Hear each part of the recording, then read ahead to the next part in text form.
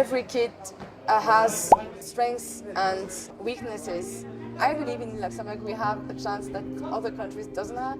What does it actually take to build strong climbers in a small country like Luxembourg? I spoke with Anaïs from FLERA, the Luxembourgish Climbing Federation, to understand what happens behind the scenes, how young athletes are supported, how a national team grows, and why climbing is never really as individual as it looks. Today I'm here with Anaïs. I am the manager at FLERA. Before I was consultant in corporate social responsibility, and I was also working in law. I loved it, but there was something missing. I began climbing 3 years ago, and one thing after another, I broke my arm while climbing.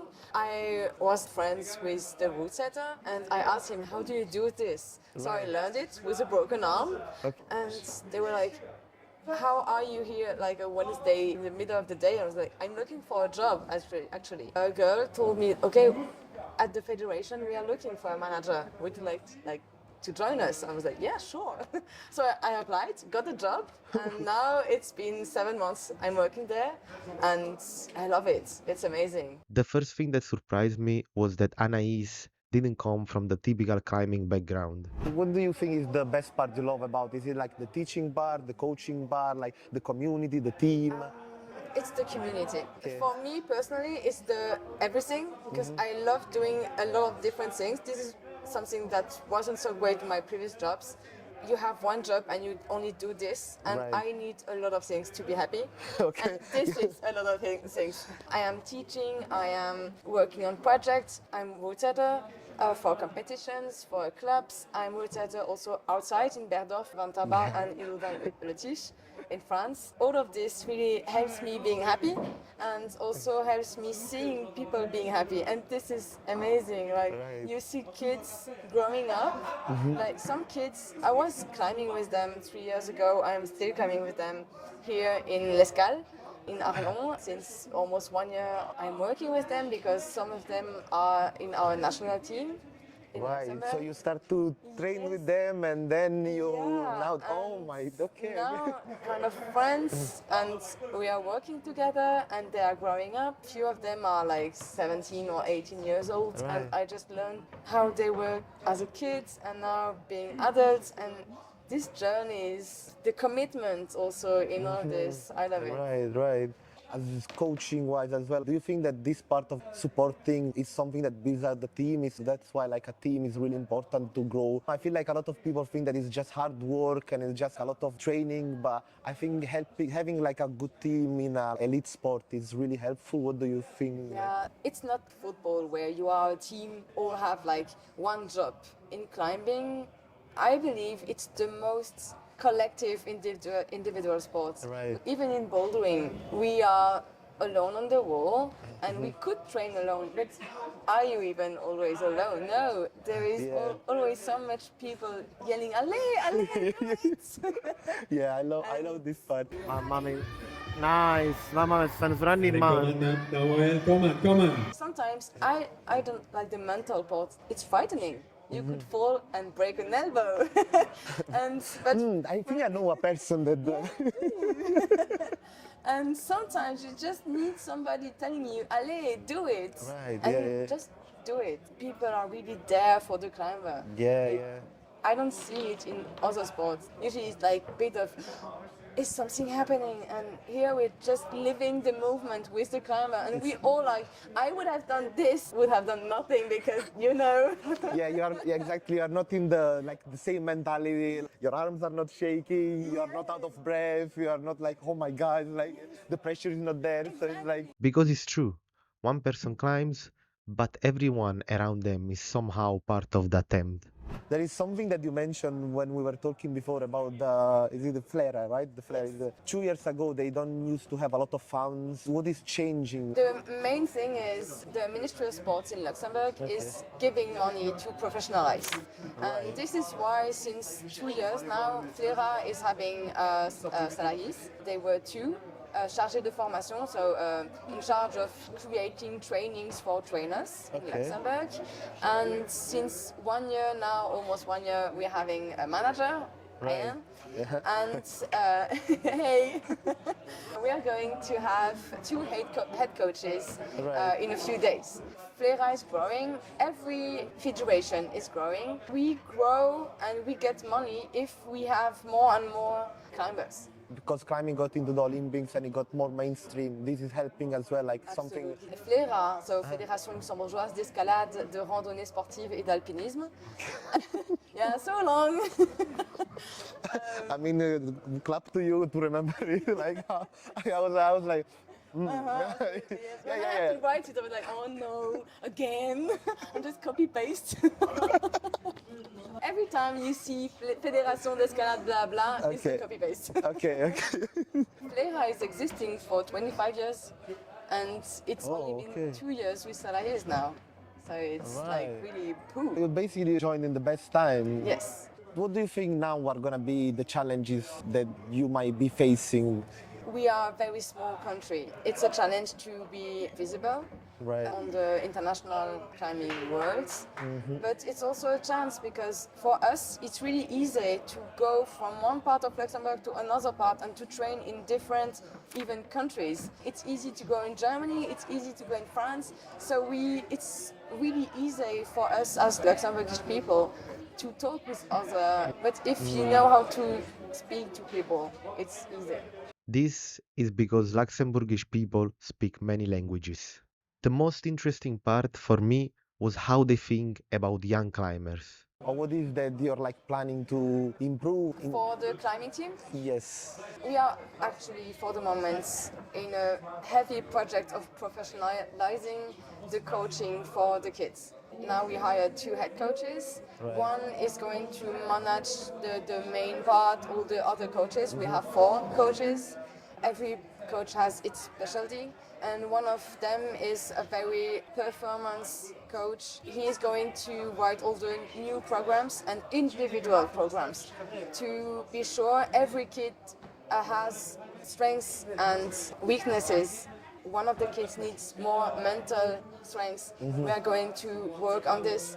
If one just needs to do more one-arm pull-ups with heavy, I don't know, we're going to work on this. Yeah. And each kid, we have for the moment 16 kids in the team, Okay. are going to have their program. This is the same issue that I think we have in school, right? They treat us everybody as the same, but we are not the same. So it's like each one has their weaknesses, each one has their strength, and not everybody like absorb training or like ideas in a way. I think this is really interesting what you guys do. And do you believe that maybe like in the future, when you're gonna grow, this is gonna be difficult to maintain? We really want to grow the size of the climbing team. Okay. Like for the moment, there's 16. We could be 20, 25 in a few months. Right. And we are going to hire some more coaches. Also, the ministry is giving us the money to do it. And Right. this is really an issue Okay. that we could avoid thanks to this, because if we have some more time with the kids, then we can address the problem. We do have issues, we have solutions, and sometimes we have solutions we didn't even have the issue, you know? So it's great. I believe in Luxembourg we have a chance that other countries doesn't have. It will be difficult because if we still have only 4 coaches for maybe 25 kids, I don't know, but when they are small, like you 11, 13, 15, they still could have one program, and sometimes in the training we say, okay, you maybe that. I trust my team, I trust the coaches, That's great, yeah. and we do have the support we need, and I work with our administrator to still have more and more support. And this is my job, to be like, please help us. Yeah. We need your trust, so I can trust them, so they can trust me, and they can trust you, and still have the passion too. If the kids lose the passion, we have nothing. True. And this is also another big issue we are addressing, is to be sure the kids are loving to climb and have the passion, and we are working with them to try have a good balance between climbing, between having friends, having time to rest, having time to have their family time, and school maybe too. But maybe. All of this together has to be done every day. Like you can't just say, okay, Monday is climbing. No, you have friends on Monday too. Right. And you have to answer to questions and you have homeworks. And all of this is to be addressed together. Trying to find that balance in life is not just like one full thing, and it's not just like committing to one full thing, because that over time probably can like kill you, like all the passion and stuff. We don't want to have kids that at 18 years old, when they go for the studies, they just like are leaving climbing because it's done. It's not done. It's passion. Exactly. Like you do it no matter what. All of this is a teamwork. Without our coaches, without my colleagues, without the administrators, without the ministry, we wouldn't be able to do all of this. I like that the focus wasn't just train hard, it was more individual. What does this athlete need, and how do you protect their passion in the long term? We also talked about injury, and this part felt very relatable to me as a climber. Because you mentioned you rupture your HU pulley. What is the best way to rehab your HU pulley? First step is to have an amazing physio. Okay. I could have one. Shout out to the physio. For me, the most difficult part was to stop climbing and to stop using my hand. It wasn't very painful, I have to be honest. I was surprised when they told me it's ruptured, and I was like, huh? It doesn't hurt. And everybody told me, oh, you see, it will do a huge clack. And then there was nothing of this. When I was climbing, it was a bit harder. I was like, am I tired? I was not tired. The first few weeks, you just do isometric work with a bit of weights, like 8 kilos, and you stay 7 seconds, 5 times, etc. Oh, okay. And when you can, you just do no hangs on a 20 millimeter with weight on it, and you just pull. This is all very specific. I had to do tests of how much I could do with my hand that was okay, compared to my hand that wasn't okay, and then we used like 70% of what I could do with my injured hands, and we did it 7 seconds 3 times, and with these and this, etc., etc. And it was quite quick. The main thing was fear, because since it didn't hurt, I didn't knew what I was allowed to do. Right, okay, So when it doesn't hurt, you don't have the clicks that says, okay, stop. Even for the elbow, it hurt. At the moment, I was yelling. The whole gym was fully silent. Then I had all the big thing. It didn't hurt. I was like, okay, it could move. If nothing goes out, sometimes it's just like clock, clock. I was like, okay, no, maybe I take it. I don't think so. That's a good sound. Clock, clock. That reminded me that rehab is not just physical. Sometimes the hardest part is trusting the body again. Because of the Woman on the MoonBoard series, I also wanted to ask her about women, power, and board climbing. I've been trying to bring more women on the MoonBoard because I think they are more intimidated, more scared of trying something that feels a bit harder. As a woman, what would you recommend that they should do, or what is your mentality when you went through this? I would say just go. And try. If it's hard, go again. If you need it, just use all the feet that you could use, and then take some feet off. I was like this, but now when a man says, oh, maybe it's too complicated, be careful, because if you continue, you will look like a man. I was like, maybe you could do like me then if you want to look like a man. A man.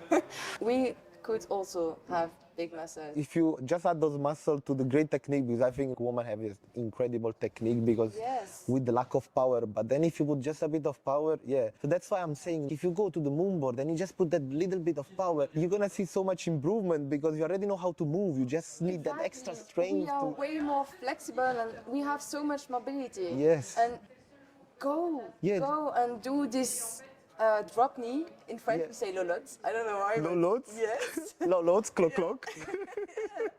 And just do that drop knee to go up on the MoonBoard, and it will be easier. You don't need to bear everything. Yeah, exactly. I like this answer because it made the board feel less like a test and more like a tool. You don't need to be ready forever. You can start small and learn slowly. Thank you so much for being so kind. Literally, I just messaged her and she was so straightforward, happy and helpful, and I hope all the best for you. Thank you for giving me this chance to interview you and to be so kind. Thank you. Thanks.